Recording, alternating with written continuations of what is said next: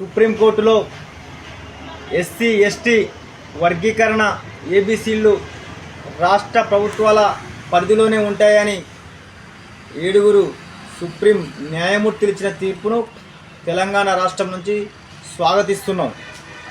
Congress party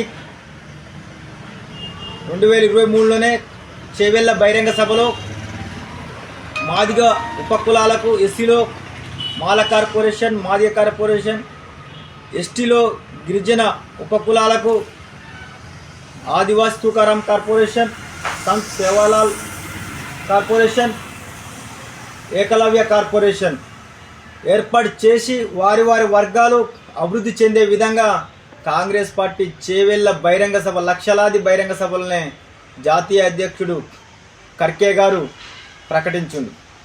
దానిలో భాగంగానే ప్రభుత్వం ఏర్పడగానే రేవంత్ రెడ్డి గారు, ముఖ్యమంత్రి రేవంత్ రెడ్డి గారు, ఉప ముఖ్యమంత్రి బట్టి విక్రమార్క గారు, మంత్రిమండలి ఈ కార్పొరేషన్లకు జీవో తెచ్చి దాన్ని ఆచరణలోకి తేవడం జరిగింది.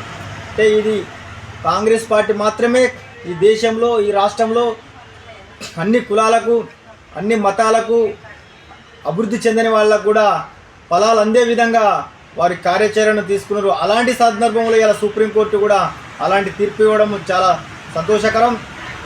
ఇదే విధంగా కాంగ్రెస్ పార్టీ ముఖ్య ఎజెండా దేశంలో ఉన్న అన్ని కులాల జనగణ కులాలను, ఏ కులం ఎంతమంది ఉన్నారో అని కులగణన చేసి వారి అభివృద్ధి కొరకు పాటుపడే విధంగా కృషి చేయడానికి రాహుల్ గాంధీ వారు తీసుకున్న ఎజెండా కూడా త్వరలో ఓబీసీలకు కానీ, ఎంబీసీలకు కానీ ప్రతి ఒక్కరికి కూడా న్యాయం జరిగే విధంగా జాతీయ స్థాయి కాంగ్రెస్ పార్టీ, రాష్ట్ర స్థాయి కాంగ్రెస్ పార్టీ ప్రభుత్వం కృషి చేసినందుకు, అందులో మేము కాంగ్రెస్ పార్టీలో భాగస్వామ్యం అయినందుకు